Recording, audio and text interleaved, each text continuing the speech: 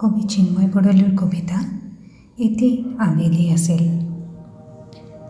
এসময়ত এটি আবেলি আছিল, ৰং তাৰ সুমথিৰা আছিল, হাঁহি আছিল তাৰ বতাহত আৰু আকাশত তাৰ ধেমালি আছিল।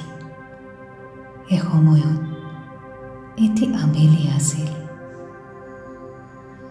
ব্যস্ত দিনৰ ক্লান্ত দেহাৰ, সেমেকা ৰাতিৰ উদাসীনতাৰ ঠিক মাজতে এটি জীৱন বিলোৱা আবেলি আছিল। এসময়ত এটি আবেলি আছিল,